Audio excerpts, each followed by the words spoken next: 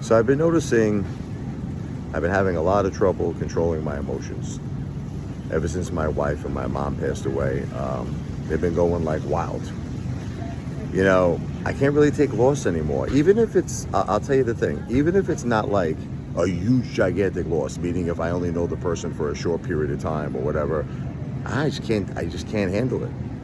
I can't handle it. I get like a little cuckoo, you know what I mean? Definitely gonna like work on that. I'm gonna get help on that because I was never like this in my life. I was always the type of a guy, look, I kept it very simple in my life, you know? It was all about the family, man. That was it. It was all about, I had my wife, I had my kids, my dogs. That was all I cared about. You know, like I went like you can ask my cousins, like 10, 15 years that we didn't even speak because they're living their lives, I'm living my life, you know? But I noticed lately now that I can't handle loss. Like I know if I have someone in my life and for whatever reason, we have a little disagreement or something happens, we don't see eye to eye. You know what I mean? I get crazy. I'm like, no, like, you know, let's work this out. I want to fix this. And I'll like email them. And it's not cool.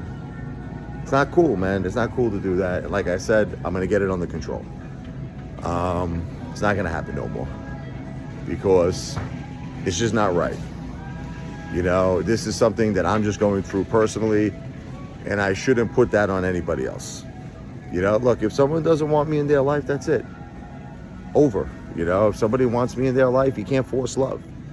You know what I mean? You can't, like Sting said it the best, you know? If you love somebody, you set them free. That's it. You set them free. Someone comes back, they come back. They don't come back, it wasn't meant to be. But one thing you can't do is try to force it. You know, you can't be emailing people, texting people, calling people a ridiculous amount of times.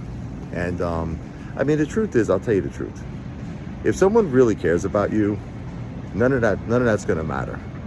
You know, if someone really cares about you, like I've had people that have blocked me. I'll just tell you a story.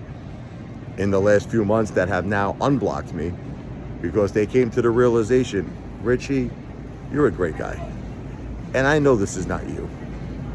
You know, I know, like Liz. I'll give you an example.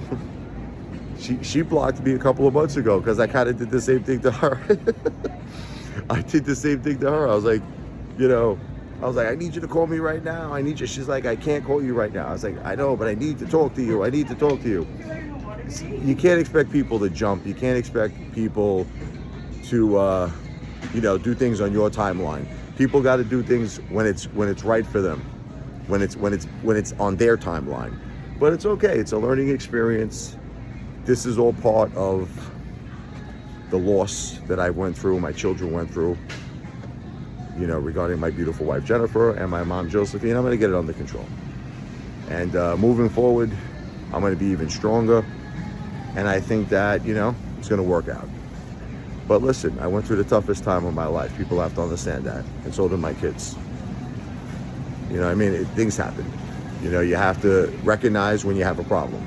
I recognize it. And because I recognize it, I'm going to fix it.